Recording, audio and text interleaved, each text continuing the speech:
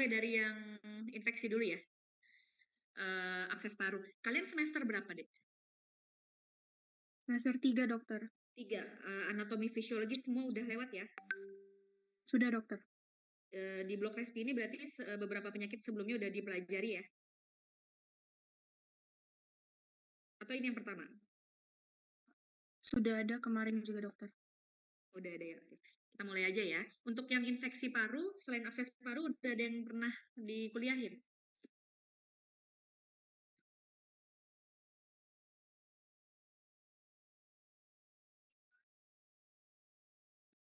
Belum ada ya? Dek? Kemarin sudah ada masuk PPOK, dok.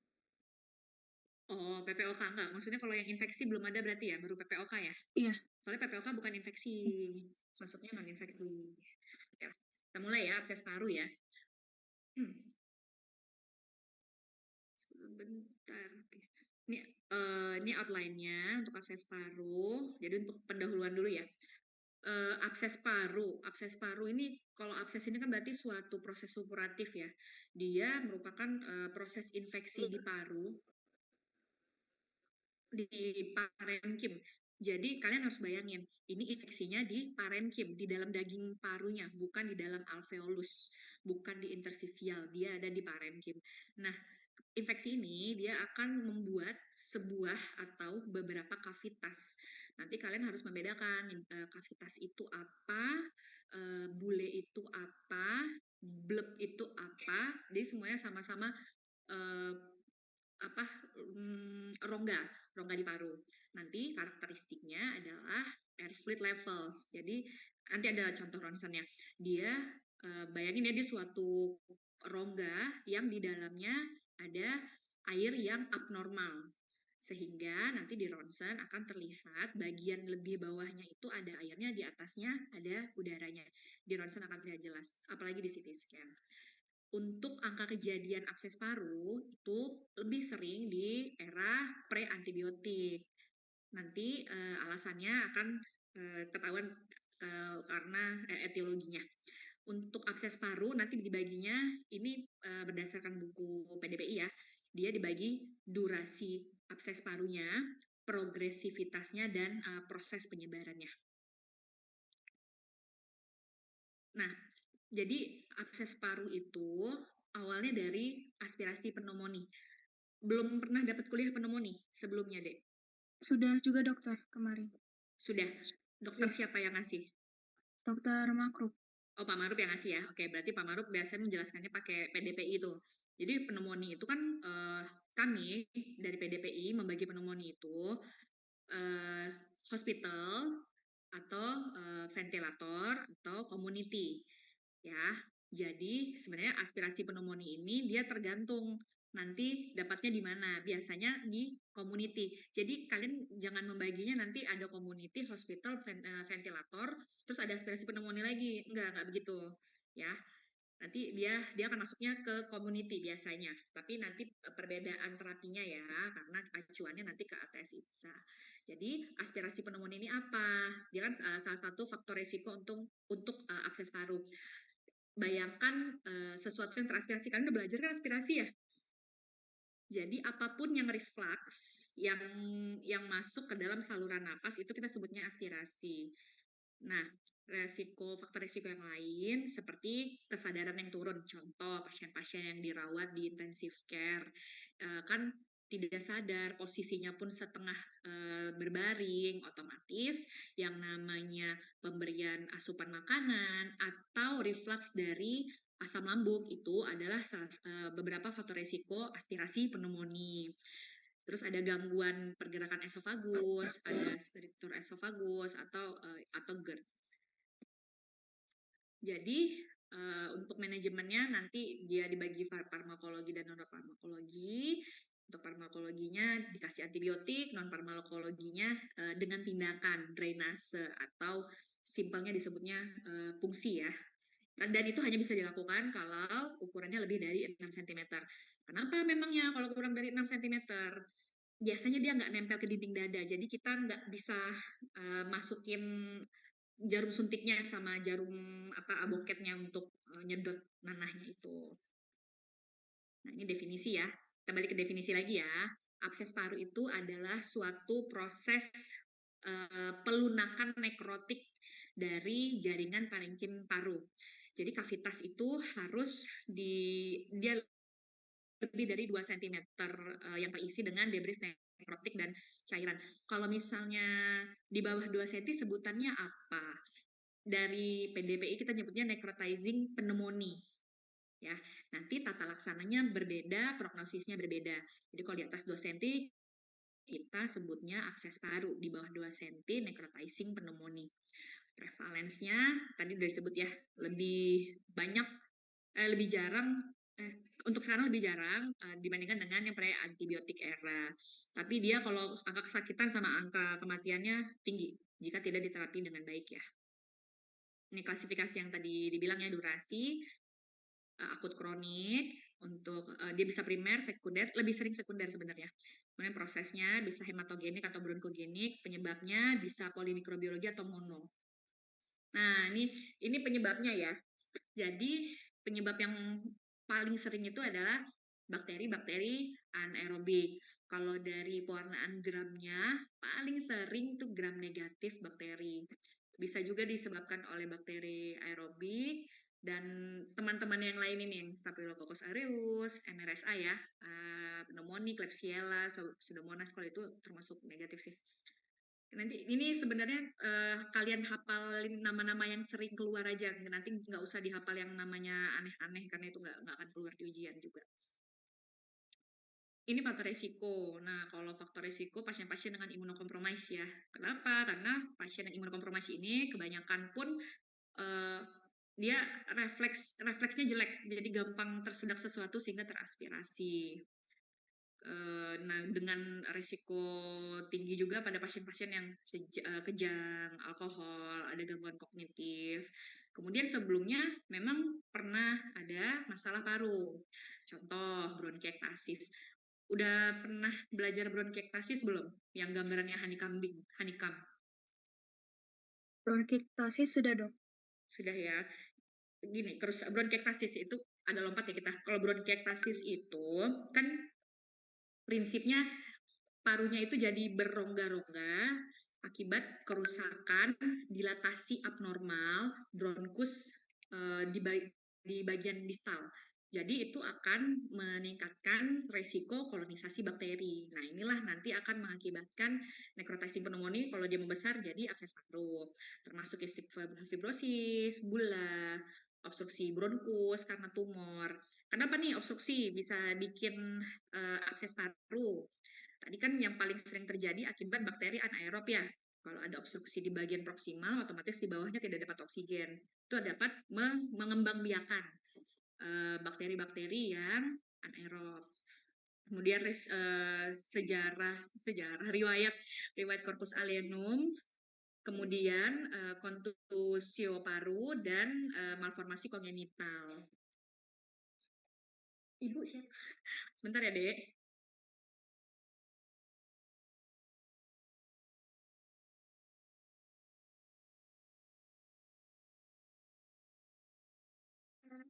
Oke, maaf ya Dek ya, lanjut ya. Untuk patogenesisnya,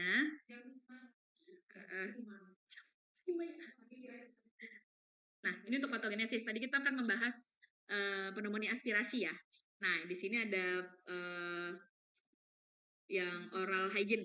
Paling sering, kemarin saya beberapa dapat pasien itu karena giginya bolong. Giginya bolong ini kan tanpa kita sadarin pun saat ngobrol, biasa saat ngobrol bukan saat makan ya, kalau saat ngobrol kan terbuka saluran napas, masuklah patogennya ke saluran napas. Kalau misalnya dalam kondisi tubuh yang sehat, makrofag innate imun kita adaptif itu pasti akan menghancurkan bakterinya, tapi karena ada gangguan maka terjadi proses inflamasi dan akhirnya mengakibatkan abses paru. Ini contohnya ya. Contoh misalnya si aureus ini, dia kan bakteri. Bakteri itu punya lipoprotein.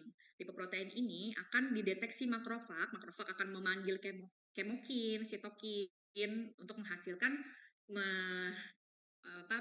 melepaskan monosit, neutrofil, meningkatkan tissue factor, PAI-1. Nah, hasilnya adalah meningkatkan proses koagulasi, menurunkan proses fibrinolisis, deposisi fibrin, dan formasi abses.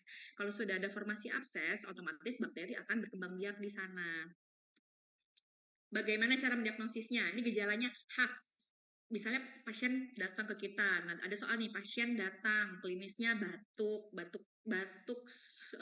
seminggu lah, kalau 2 minggu nanti disangka TBC ya. Batuk 1 minggu, dia ngomong nggak enak, dadanya nyeri, dia nyeri di satu lokasi nih, lokasinya di kanan pula kan, kalau di kiri takutnya jantung ya. Lokasinya di kanan, dia akan terceplos gini, pasien otomatis, dahak saya bau banget dok. Kalau misalnya pasien kan kita pun orang normal kalau buang sputum bisa ya, kalau ambil wudhu kan pagi-pagi banyak sputum tuh. Nah, pada orang yang biasa mencium bau dahaknya sendiri terus tiba-tiba dia bilang bau dahaknya, itu khas hanya pada orang dengan abses paru. Jadi bisa jadi saya dapat kena pasien kok pasiennya nggak demam, dia cuman batuk dikit, nyeri dada, tapi pas dia buang dahaknya bau. Ternyata pas di ronsen ada sedikit efusi ditambah gambaran air fluid level, ada rongganya. Berarti udah jelas abses paru. Ternyata setelah ditanya gigi bolongnya banyak dan dia nggak pernah ke dokter gigi walaupun giginya sakit. Itu untuk temuan laboratorium khasnya orang infeksi bakteri ya, leukositosis. Ingat, leukositosis itu tidak berdiri sendiri. Kalau misalnya dia leukosit naik, kita setiap rumah sakit itu berbeda, setiap lab itu berbeda. Leukosit yang tinggi, ada yang di atas 10.000, ada yang di atas 12.000. Nggak apa-apa, kalian pakai acuan rumah sakit itu aja, karena tiap alat kan berbeda. Tapi lihat komponen detailnya, count-nya. Kalau leukosit naik, tapi neutrofil tidak naik, kemungkinan itu reaktif. Jangan-jangan bukan infeksi. Jadi lihat labnya, leukosit naik diikuti dengan gambaran neutrofilnya naik. Oh, berarti ada infeksi bakteri. Kemudian sputum kultur, biakan sputum itu untuk mendapatkan definitif kumannya apa, tapi butuh waktu dan nggak semua rumah sakit mau melakukan itu ya. Terus kultur darah, penting nggak kultur darah? Kultur darah itu bisa dilakukan kalau ada tanda-tanda sepsis. Sepsis harusnya ada kuliah sendiri ya. Nah, terus kultur bilasan alveolar itu hanya bisa dilakukan kalau sudah melakukan tindakan bronkoskopi. Jadi teropong ke dalam saluran napas dengan alat bronkoskop. Nanti alatnya itu kan bisa menjadi apa selang kita untuk ngasih bilasan air steril, kemudian diambil airnya, kayak kita ngebilas gitu, disedot lagi, terus dicek di dalam di laboratorium. Nah, itu sama sih sebenarnya dengan biakan sputum, tapi lebih sensitif karena benar-benar mengambil ke bawah saluran napas. Nah, ini imagingnya. Ini aku nggak tahu nih cara pakai gimana cara ngasih pointer, tapi kalian kelihatannya itu kan foto toraks. Udah belajar foto toraks belum? Semester 3 radiologi udah belum ya? Sudah dokter. Udah ya, oke. Yang di sebelah kanan itu sebenarnya kelihatan yang fotonya kan PA sama lateral nih. PA itu berarti cahaya datang dari posterior ya, filmnya di anterior. Nah, gambarannya yang di foto sebelah kanan slide itu ada akses parunya di sebelah kanan. Kelihatan dia seperti lingkaran, di bagian bawahnya ada gambaran putihnya, di atasnya hitam. Jadi bayangkan ya, di situ kalau ada cairan kan cairan pasti menempati bagian paling bawah. Otomatis itu kita sebut dengan air fluid level. Apa cuman akses paru yang punya gambaran air fluid level? Kalau dia di dalam rongga, ya hanya punya akses paru aja. Kalau misalnya di rongga pleura nanti beda lagi ceritanya. Tapi kalau di dalam parenkim sesuai dengan definisi tadi, maka itu kita sebut akses paru ya. Kalau ujian pasti keluar soal kalau nggak dia sebutnya eh, bau dahaknya, dia akan ngasih ronsen gambarannya begini. Kalau dia khas tuh akses paru pasti dia ngasih ronsen begini. Kalau yang satu lagi bronkiektasis pasti kasih yang gambaran hani kambing. Nah ini lebih jelas lagi ya. Kelihatan kalau dari foto itu gede tuh, dia lebih dari 6 cm nih. Nah ini kan lokasinya kalau dari foto biasa kayaknya jaraknya jauh ya dari pinggir ya. Itulah kenapa kita penting foto dari lateral juga. Apakah dia nempel dada nih? Kalau misalnya kavitasnya besar kan kita bisa drainase, bisa kita clearkan. Tapi kalau dia nggak nempel dada, boleh nggak di drainase? Jangan. Nanti kita membuka ini dong, membuka jalur. Kan parenkim itu harusnya bersih ya dari kuman. Kalau misalnya kita colok, kita buka jalur kumannya bisa jalan-jalan di parenkim. Kalau misalnya kita colok dari dinding dada. Jadi kalau gambaran ronsennya meragukan, ya nggak di drainase, cukup dengan antibiotik aja. Ini untuk terapi. Jadi Dek, kalau misalnya kalian dapat slide-nya, saya pernah kebaca tuh slide-nya yang senior, dulu itu akses paru memang diterapi single metronidazole atau single levo kalau saya nggak salah ya. Dulu itu benar, dulu memang seperti itu. Tapi ini yang terbaru, yang menjadi pilihan itu adalah clindamycin, ampicillin sulbactam, moxifloxacin, piptazo, meropenem, imipenem. Sebenarnya kalau kalian membandingkan akses paru ini dengan tata laksananya community acquired pneumonia yang severe, itu mirip, serupa, sama. Nah, kemarin pas Pak Maruf ngajarin community acquired pneumonia itu pakai yang terbaru ya, yang non severe ya, harusnya ya. Kalau misalnya iya, kalian Tadi apa? dengan dokter Diki, Dok. Oh salah ya. Oh kalau ya dokter Diki beda 1 semester dari saya, harusnya sama. Harusnya sama ini terapi kita. Jadi kalau severe-nya community acquired pneumonia itu adalah antibiotiknya akses paru. Nah, kalau paling suka itu pakainya piptazole sama ampisulba. Kenapa? Efektivitasnya paling tinggi ini berdua. Tidak semua rumah sakit mau menyediakan. Jadi kalau misalnya ada soal, pasti nanti yang buat soal pasti mikir nih, antibiotik terbaik pilihan pertama, dia nggak mungkin ngasih dua-duanya. Pasti kalau nggak ampicillin sulbactam, jawabannya kalau nggak piptazo ini, piperacillin tazobactam. Ya, jadi itu antibiotik terbaiknya ya. Ini sesuai panduan terakhirnya ATS ITSA. Nah, nih, jadi metronidazole itu nggak bisa diberikan lagi sebagai monoterapi. Ya, dia nggak lebih bagus dari clindamycin. Tapi nggak apa-apa, ada beberapa, ya itu tadi rumah sakit kan nggak semuanya punya. Boleh dikombinasikan, dia nggak boleh sendirian. Tapi kan kalian lagi belajar nih, kalau lagi belajar pasti nanti soal yang keluar akan mengikuti acuan terbaru, ya kan? Jadi tetap kayak kalian hafal ini aja. Kalau bingung ngelihatnya 600 mg per 8 jam, bikin aja 3 kali 600. Ntar soal yang keluar juga nanti akan ngikutin itu. Dia misalnya ampicillin sulbactam ngasihnya 3 gram per 8 jam, berarti 3 kali 3 gram ya. Ini kalau antibiotik harus dihafalnya akan keluar pasti aja. Nah, durasi terapi. Durasi terapi itu sebenarnya macam-macam. Kalau di PDPI kita nyebutnya 21 hari lebih. Kalau di sini kan bilangnya 3 minggu sama lah ya. 3 sampai 4 minggu atau 14 sampai 16 minggu. Apakah pasien dirawat selama itu? Lihat klinisnya. Kalau pasien dirawat dari pertama masuk, ada soal nih, pasien pertama masuk dia udah tahu akses paru, kemudian dilakukan evaluasi 72 jam. Jadi gini, pneumonia, apapun sakit pneumonia, mau dari masalah hospital, mau community, mau ventilator, dievaluasi 72 jam. Kalau ada perbaikan klinis, maka diteruskan terapinya. Nah, terapinya bisa diteruskan 7 sampai 10 hari, tapi memang sebaiknya durasi terapi itu sampai 21 hari. Jadi pasien dirawat selama 21 hari? Enggak juga. Kalau klinisnya membaik, misalnya dalam 10 atau 14 hari, pulangkan, dilanjutkan dengan terapi oral. Bisa juga.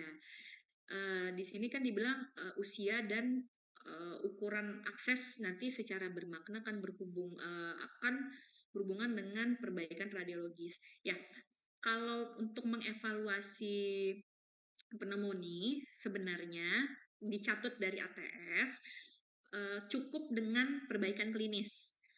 Contohnya gini, pasien udah masuk antibiotik 5 hari, demamnya hilang, bau dahaknya hilang, bahkan nafsu makannya meningkat, badannya agak gemuk, dirawat 5 hari agak gemuk ya kan. Ternyata secara pemeriksaan fisik juga saluran napas yang hilang sudah mulai muncul, itu tidak diperlukan ronsen lagi. Ya, biasanya kalau soal ujian kan jelas tuh, ada yang klinisnya perbaikan, ada yang klinisnya nggak perbaikan. Kalau misalnya jelas klinisnya perbaikan itu tidak perlu. Jadi tinggal dilanjutkan saja antibiotiknya dengan jumlah hari yang minimal. Ambil amannya itu 7-10 hari, tapi kalau pada kenyataannya kita membulatkan 14 hari. Cuman kalau di tulisan untuk ujian biasa kita nulisnya 7-10 hari ya.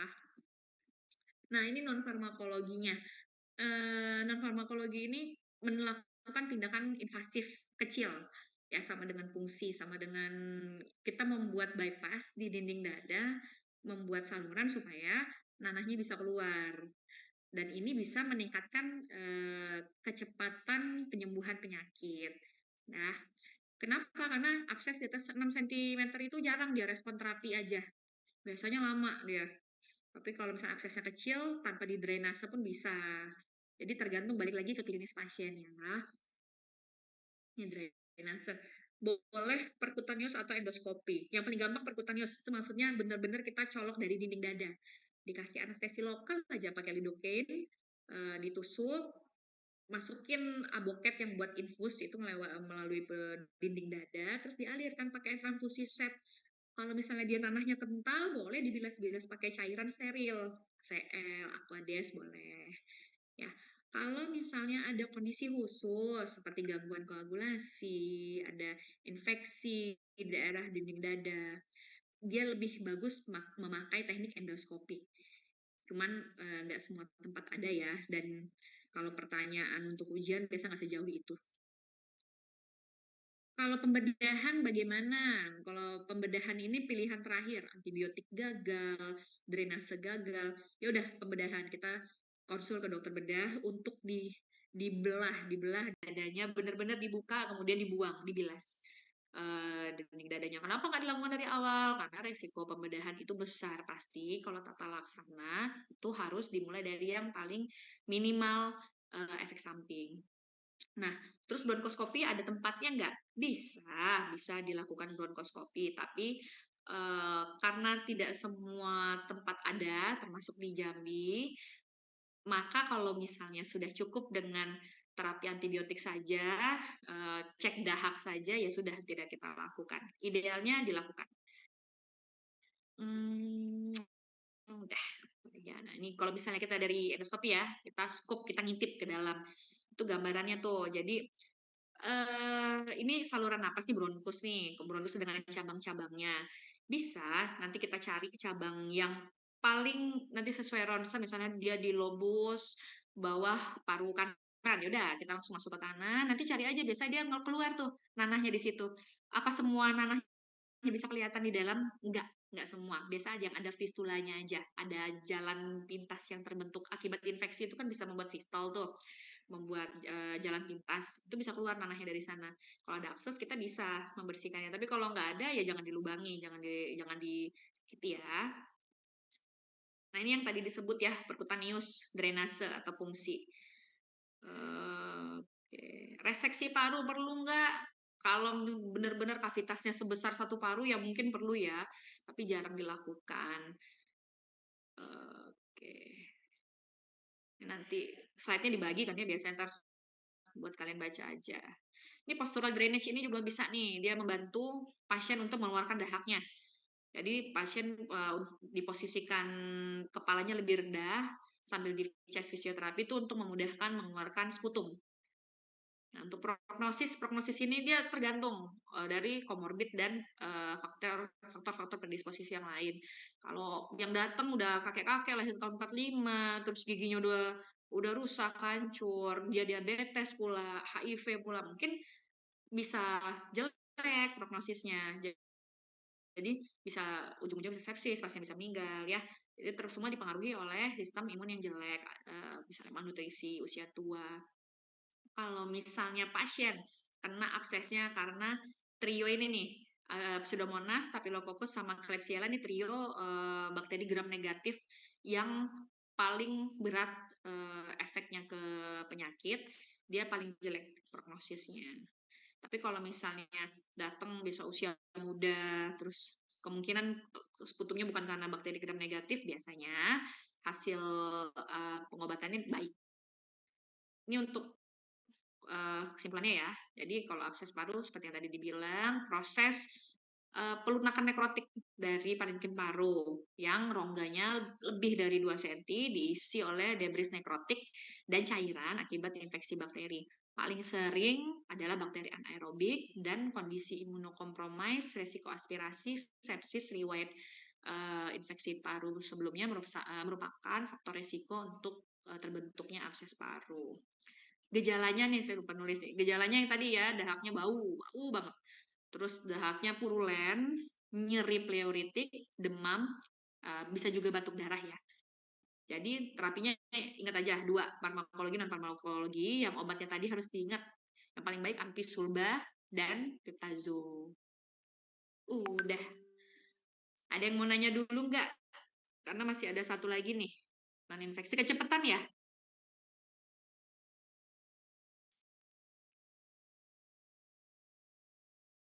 Ada yang mau nanya nggak?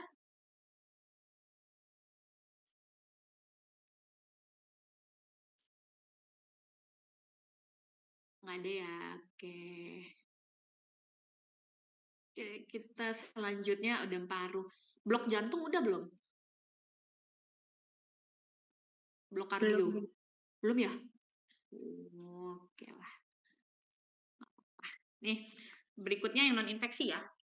Yang non infeksi ini nanti dibedain sama abses paru. Nanti kelihatan nih di sini. Edema paru. Edema paru itu akumulasi cairan di paru ya. Dia disebut akut kalau terjadi secara mendadak dan itu gawat darurat, itu yang lebih mortalitas tinggi. Kalau dia nggak akut, bahaya nggak? Tidak lebih berbahaya dari yang akut ya. Dia bagi dua, kardiak sama non kardiak. Kalau bingung dengan kardiak sama non kardiak, ingatnya gini aja. Edema paru kardiak berarti edem paru karena masalah jantung. Edem paru non kardiak itu ingatnya gara-gara masalah paru. Jadi edem paru itu ada yang karena masalah jantung, ada yang karena masalah paru. Kalau masalahnya karena paru, pasti karena infeksi. Gitu aja ingatnya. Jadi edem paru tuh dua tuh. Yang satu karena infeksi parunya, yang satu karena masalah jantung. Ya. Manifestasinya mirip, sama-sama sesak, sama-sama ronki basal, tapi tata laksananya berbeda. Kita tunjukin perbedaannya ya. Mekanisme nih biasa semester 1 nih ya, kalau belajar hukum Starling ya. Dia peningkatan tekanan vena pulmoner, penurunan tekanan onkotik plasma, biasanya hipoalbumin sih. Tapi kalau hipoalbumin paling jelek misalnya pasien kan normal di atas 3,5 tuh. Kalau pasien albuminnya 1,5 gimana? Bisa ini nggak? Bisa edem paru nggak? Nggak. Dia harus ada peningkatan tekanan kapiler paru juga. Tetap harus ada. Jadi kalau albumin serendah apapun, biasanya yang leakage itu cuman di daerah-daerah di luar paru, misalnya ekstremitas atau di wajah sembab kelihatan. Sama peningkatan negativitas dari tekanan interstisial. Itu yang pertama. Yang kedua, gangguan permeabilitas membran kapiler alveoli. Inilah yang disebut gangguan permeabilitas ini pada edem paru yang akibat paru karena masalah infeksi ya, nanti dijelaskan. Yang ketiga, yang paling aman, idiopatik, kita nggak tahu penyebabnya apa. Nah nih, kalau etiologi tekanan intravaskuler ini tinggi, edem parunya karena jantung ya, misal gagal jantung. Kalau gagal jantung ini kan berarti left ventricle. Gagal nih, left ventricle-nya memompa ke seluruh tubuh, otomatis kan nanti akan terakumulasi cairan di ventricle kiri, ya kan? Kemudian tekanannya akan meningkat naik ke atrium kiri, kemudian tekanan baliknya itu akan meningkat sampai ke pulmoner. Jadi nanti tekanan intravaskulernya gara-gara masalah di jantung meningkatnya di pulmoner. Sama juga hukumnya dengan stenosis mitral. Udah belum tahu ya berarti stenosis mitral ya? Belum, Udah tahu Dok. belum? Belum ya? Stenosis mitral itu jadi katup jantung itu dia ada 4, kanan kiri. Oke. Mitral ini adalah katup yang memisahkan atrium kiri sama ventricle kiri. Stenosis dia menyempit, sulit terbuka. Kalau regurgitasi dia nggak menutup sempurna. Bayangin kalau dia stenosis berarti air dari atrium kiri mau turun ke ventricle kiri susah kan? Jadi dia sama hukumnya seperti gagal jantung kiri. Air dari ventricle kiri mau ke sistemik nggak bisa. Otomatis tekanan di atrium kiri meningkat, dan dia akan reflux balik ke paru. Jadi intinya sama nih, tekanan intravaskuler yang tinggi akibat masalah jantung, udah intinya gitu. Mau dia gagal jantung, masalah ventrikel, mau dia stenosis mitral, mau over perfusi, pokoknya dia masalah jantung. Jadi meningkatkan intravaskuler. Nah, yang kedua peningkatan permeabilitas. Ini kan edema paru non kardiak. Karena peningkatan permeabilitas, maka ekstravasasi cairan itu cepat. Contoh pada ARDS. ARDS ini, aduh kalian belajarnya di mana ya ARDS ya harusnya ya? ARDS di paru bisa, di anestesi penyakit dalam bisa nih kalian belajar ARDS ini. Sorry, salah ketik lagi. Ini acute respiratory distress syndrome ya. Jadi akibat ARDS itu macam-macam, dia akut biasanya akibat badai sitokin. Jadi biasa ARDS pada pasien-pasien yang COVID, zaman-zaman COVID dulu tuh. Infeksi bakteri, virus, parasit pada pneumonia, bisa ular, toksin, trauma, overdosis, obat narkotik, atau orang-orang hamil yang eklamsi. Jadi apapun masalahnya yang melibatkan proses-proses inflamasi itu akan membuat peningkatan permeabilitas membran vaskuler. Bedakan sama yang jantung, yang dari jantung tadi ya. Kalau jantung tuh masalahnya tekanan intravaskuler, dia di dalam intravaskulernya. Kalau yang masalah non jantung, dia permeabilitas membran vaskulernya. Jadi masalahnya di dinding pembuluh darahnya. Oke. Dan paling sering akibat infeksi, bakteri, virus, parasit, bebas. Dan yang ketiga, etiologinya ya sebagian besar terjadi karena keduanya. Pasti berteman nih berdua, jarang ketemu salah satu. Makanya nanti akan mempengaruhi terapinya ya. Nah, ini patofisiologi. Patofisiologinya menggunakan hukum Starling. Coba nih saya zoom deh ya.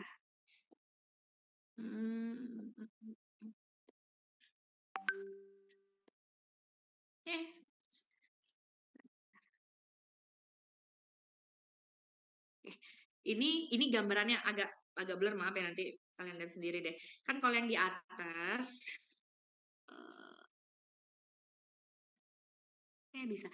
Ini kan kalau yang di atas, ini yang normal ya. Ini alveoli. Ini nih alveoli, alveolus. Dia harusnya kering begini. Kenapa harus kering? Karena kalau misalnya dia ada isi, otomatis proses udara masuk. Udara kan masuk nih dari sini nih. Dari sini, ini ke dinding alveoli, kemudian segala macam proses, pokoknya oksigen tuh harus nempel ke Hb, ke hemoglobin di eritrosit. Nah, kalau ada cairan, ada penebalan di dinding-dinding ini, otomatis gangguan difusi. Ya kan? Sama kayak proses difusi lah. Difusi, apa ya contohnya ya proses difusi. Orang nyelup teh celup tuh, itu kan difusi tuh. Karena dia membrannya tipis, maka oksigen dan karbon dioksida gampang bertukar di sini. Ini yang normal nih. Nah, kita bedakan ya. Yang ini nih, ini karena kardiogenik. Yang ini karena non kardiogenik. Karena paru lah, karena masalah infeksi lah, inflamasi. Persamaannya apa udem paru itu? Kalian lihat di alveoli tengah, dua-duanya ada air kan, tapi sifat airnya beda. Yang akibat jantung, dia cuman air aja. Dia nggak ada proteinnya. Di sini nggak ada sel-sel imunitas, makrofag, neutrofil, nggak ada, karena dia bukan infeksi, bukan inflamasi. Ya, beda dengan kalau odem parunya karena non kardiogenik. Odem paru bisa karena infeksi tadi, karena bakteri, virus, bisa ular, inhalasi toksin, dia terhirup langsung di sini sehingga melibatkan sel-sel imunitas ya. Dan lihat juga nih perbedaannya. Di sini ini kan vaskuler nih, ini vaskuler sistemik nih, ini vaskuler. Terlihat kalau masalah jantung dia meningkatkan tekanan hidrostatik sehingga melebar nih vaskulernya. Ya, kalau misalnya non kardiogenik ya dia nggak mempengaruhi normal hidrostatik. Cuman kalau untuk tata laksana ya nggak mungkin lah kita mau cek dulu nih tekanannya berapa ya kan. Nanti yang terpenting adalah pengenalan telaah klinis dan pemeriksaan fisis. Ini cuma sekedar teori aja, yang jelas kalian nanti akan membedakan kenapa tata laksana keduanya beda. Karena apa? Karena isi air yang di dalam alveolus ini beda. Kalau odem parunya karena masalah paru atau karena masalah jantung. Ingat, kalau masalah jantung berarti masalah tekanan di jantungnya. Sehingga kalau jantung ini kan memompa darah ke seluruh tubuh. Gara-gara salah satu masalah jantung nih, kena semua nih vaskuler di seluruh tubuh, makanya terjadi peningkatan hidrostatik. Tapi kalau masalahnya lokal, pneumonia, bakteri, virus, parasit tadi, ya udah dia lokal aja di sini, di alveolus. Dia nggak mengganggu vaskuler di sistemik. Oke. Ini untuk patofisiologinya ya. Nah, ini patofisiologi. Jadi ada membran kapiler alveoli.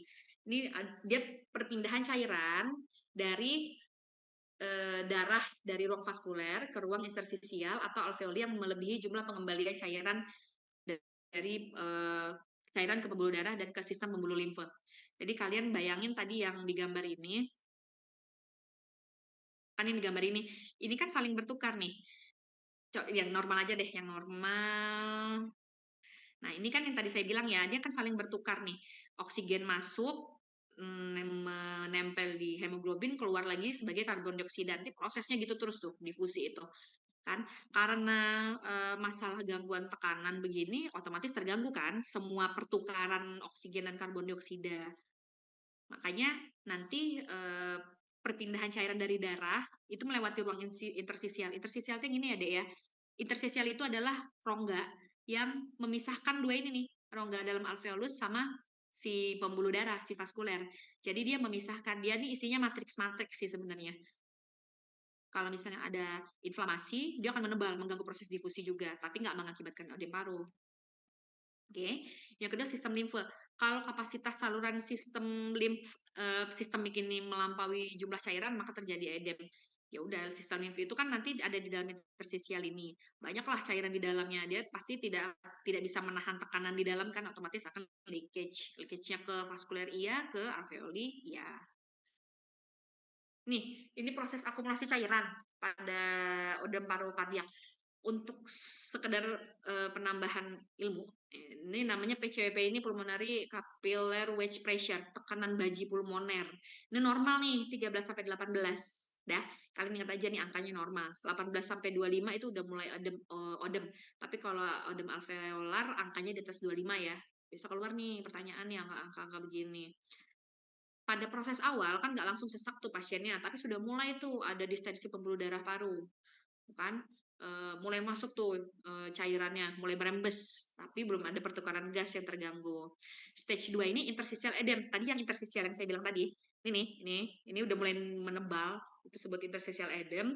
Tekanan baji pulmoner sudah mulai meningkat, mulai masuklah cairan ke sana, mulai kemampuan limfatik mulai meningkat dan mulai hipoksemia ringan karena oksigen sama karbon dioksida tadi mulai terganggu. Stage terakhir itu udah ödem alveolar. Yang tadi alveolar flooding ini yang ini nih. Ini alveolar flooding nih. Banjir dia di sini dengan jenisnya masing-masing cairannya. Di sini udah hipoksemia berat. Makanya ödem paru dibilang gawat-gawat karena dia akan mengganggu pertukaran oksigen dan karbon dioksida. Ini fasenya ya, fase diffuse alveolar damage ini dia ada acute sama late. Jadi eksudatif untuk berkembang jadi ödem paru itu butuh waktu 4 sampai 7 hari. Kemudian untuk perbaikannya bisa 1 minggu sampai 3 minggu. Nah, sesudah ödem paru apa semua selesai begitu saja? Tidak, dia ada fase fibrotik. Biasanya orang-orang yang mengalami ödem paru dan tidak tertangani dengan baik, dia akan menyisakan kerusakan alveolar yang permanen atau bisa mengakibatkan paru yang episematos. Untuk pemeriksaan penunjang dari radiologi, dari laboratorium, 15 menit lagi kan, sama dari EKG.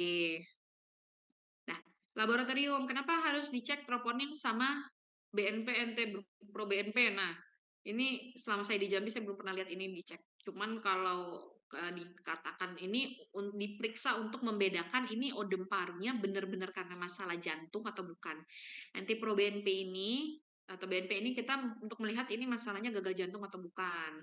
Jadi ini harus dicek ya, karena balik lagi kita membedakan masalahnya dari jantung atau paru nanti akan mempengaruhi tata laksana akhirnya. EKG juga, EKG ini ST elevasi, depresi nanti kalian belajarnya di jantung ya, di blok yang jantung. Oke, ini ronsen torak ya. Ini yang dibawa. Jadi gini, ini untuk perbedaan karakteristik radiologi. Dah. Cuman yang sebenarnya di atas ini yang edem paru kardiak tapi jantungnya kurang besar sih. Paling yang bisa kita bedakan adalah kalau misalnya dia edem paru kardiak dia lebih bilateral ya karena masalahnya vaskuler jadi akan menekan ke segala pembuluh darah. Tapi kalau edem paru non kardiak dia lebih ke unilateral atau ke satu daerah kalau terlokalisir ya. Itu aja sih yang membedakan. Khas sih kalau ronsen begini kalian nanti sudah masuk untuk belajar ronsen, nanti masuk koas kalian pasti bisa bedain tuh pandang aja berdua ini kan jelas beda nih, tapi ini sama-sama ada paru. Ya, kalau jantung, kalian ingat gini, jantung ini kan vaskuler sistemik, otomatis dia satu kena semua. Makanya bentuknya begini. Atau orang nyebutnya udah paru itu batwing apparent kalau saya nggak salah ya. Nanti dicek udah lama nggak nyebutnya soalnya. Tapi kalau untuk odem paru yang non kardiak ya begini nih, cakep dia satu tempat aja. Dan ini lebih lebih gampang diterapi sebenarnya. Ini USG. Aku masukin aja, tapi buat kalian lihat aja ya, kayaknya nggak akan keluar di ujian juga. Ini echo, ini dibaca aja ya, ini untuk apa diagnostiknya. Ya, untuk tata laksana, kalau ada paru non kardiak berarti masalahnya di mana? Di jantung. Kita terapinya apa? Terapinya dengan lung protective strategi. Ventilasi mekanik pasien yang odem paru akibat masalah paru, tadi pneumonia, ARDS harus diintubasi. Lung protective strategi itu apa? Nah, itu nanti anestesi yang ngajarin. Tapi prinsipnya adalah uh, oksigenasi yang dijaga, tekanan yang tinggi. Jadi tekanan yang dibuat sama ventilator itu bukan cuma meningkatkan oksigen, tapi mereka akan membuat alveoli itu tetap mengembang supaya oksigen tetap bisa didistribusikan, proses difusi tetap baik dan mendorong ibaratnya gini dia mendorong cairan yang ada tadi supaya balik lagi ke interstisial ke vaskuler. Itu namanya protective strategi. Enaknya kalau misalnya tatap muka sih nih bisa aku jelasin lebih jelas nih. Intinya kalian ingat aja kalau dia odem paru karena masalah paru, pasang ventilator menggunakan lung protective strategi. Kalau odem paru kardiak karena mereka masalahnya di sistemik, yang jelas pakai nitrat diuretik. Jadi obat-obat yang sifatnya melebarkan pembuluh darah dan mengurangi beban jantung. Diuretik ini kan obat yang bikin kencing banyak nih, otomatis cairan yang overload di badan di jantung akan dikeluarkan. Ini standar lah ya. Oke, ini odem paru akut tadi nggak usah, ini kesimpulannya ya. Odem paru itu secara umum dapat diklasifikasikan dua, kardiak dan kardiak. Ingat, kardiak non kardiak berarti gampangnya odem paru karena jantung, odem paru karena parunya sendiri. Ya, kedua tipenya itu ditanya aja melalui anamnesis. Memang bisa ya dibedain dari anamnesis, bisa. Kalau pasiennya saya ini sebenarnya dok udah lama sering sesak-sesak, kaki saya sering bengkak-bengkak, itu kan khas ya pasien jantung. Kalau misalnya pasien paru memang gimana? Kalau pasien paru kok gini, dia badannya biasanya kurus. Nah, itu khas pasien paru tuh. Badannya kurus, terus dia batuk-batuk lama, tapi nggak pernah ada kaki bengkak. Terus pernah makan obat TB, nah itu salah satunya tuh risiko untuk odem paru. Baru nanti dilakukan pemeriksaan penunjang. Yang penting ronsen sebenarnya. Ronsen, baru EKG, baru yang lain-lain tadi ya, proBNP, troponin. Nah ini tata laksananya non kardiak atau edem paru karena paru ya penyebab dasarnya. Kalau dia ada infeksi bakteri ya kasih antibiotik. Tuh, dan manajemen ventilasi. Kalau edem paru kardiak ya balik lagi dikasih diuretik. Diuretik itu untuk preload reduksi sama afterload reduksi yang mengurangi beban jantung ya. Atau pemberian inotropik support dan identifikasi penyebab dasarnya. Kalau memang masalah dasarnya jantung, akibat serangan jantung ya di reperfusi jantungnya. Nanti di blok jantung lebih jelas ya. Dah, gitu. Ada yang mau nanya nggak? Aku waktu masih semester 3 bingung kok kalau belajar ini tenang aja. Jadi kalau kalian bingung kalian normal. Nggak apa-apa kalau bingung. Memang harus dipandang-pandang. Terus nanti kalau sudah masuk preklinik itu lebih jelas. Kalau begini kan kalian membayangkan ya, odem paru apa itu odem paru? Khasnya udem paru. Kalau kalian periksa pasiennya di bagian basal, di bagian paru belakang, tapi di bagian basal itu seperti mendengar suara air mendidih, blub blub blub blub. Pokoknya kalian masak mie tuh, Indomie, airnya lagi mendidih, kalian dengerin suaranya, itulah suara odem paru. Itu odem paru jantung tapi. Kalau odem parunya paru lebih ke mirip-mirip bronki dia. Tapi cuman lokal ya, unilateral ya. Kalau odem paru yang kayak air matang itu dia kanan kiri. Khas. Udah begitu pasiennya keringetan terus kakinya odem. Nah, itu khasnya tuh. Jadi begitu. Jadi kalau belajar infeksi, kalian apalin definisi, khasnya apa, antibiotiknya apa. Itu pasti nanti jadi. Aku dulu, zamanku kan namanya masih UKDI ya. UKDI itu pertanyaannya itu aja tuh. Kalau dia nampak ronsennya hani kambing, apa itu pertanyaannya begitu. Jadi yang pasti-pasti dia nggak akan nanya yang aneh-aneh soal-soal ujian itu. Yang aneh itu nanti pas koas. Karena ketemunya lebih gawat dari yang ada di slide. Ya, ada yang mau nanya nggak? Izin dokter. Apa-apa kalau nggak ada yang nanya. Apa mau nanya apa? Untuk PowerPoint-nya apa boleh saya minta dokter untuk sebagai bahan? Boleh, boleh. Aku ngasihnya ke Mas Herianto apa langsung ke kalian ini? Nanti boleh saya chat dokternya aja. Oh iya, nanti japri aja ya. Baik, Minta nomorku ya, ntar aku kasih, ambil aja slide-nya nggak apa-apa buat belajar. Soalnya aku sempat minta ke adekku slide kalian yang zaman-zaman dulu itu akan udah berubah agak beda. Karena semua berubah, yang namanya antibiotik, yang namanya kayak kemarin tuh PPOK ya sama dokter Diki itu udah berubah sama kakak kelas kalian tahun lalu, beda. Grup PPOK aja udah beda. Kalian ABE kan, kakak kelas kalian ABCD masih. Udah. Nanti dipandang-pandang aja ya, dibaca-baca. Kalau zaman sekarang enak, nanti kalau kalian bingung kalian buka YouTube aja. Aku dulu mau ujian spesialis aja buka YouTube. Gimana caranya supaya ngerti. Sambil tidur juga bisa, yang penting dengar suaranya ngobrol kan. Nanti ngerti kok itu. Karena kalau kita itu enak, kita saklek ada panduan, bukan harus berpikir kemana-mana. Pokoknya kita saklek. Ini obatnya ini, gitu ya. Oke deh. Ada lagi yang mau nanya nggak? Kalau nggak ada, aku mau praktek dulu. Udah ya? Udah cukup berarti ya, Dek ya? Ya, dan nanti slide-nya dibagiin, nanti japri aku ya. Terus kalau misalnya ada yang mau nanya, japri aja, perkenalkan diri terus japri. Nanti aku jawab kalau bisa. Ya. Oke. Makasih ya, Dek ya, semuanya ya. Aku tutup ya. Terima kasih dokter. Iya, Terima kasih ya. dokter. Assalamualaikum. Terima kasih dokter.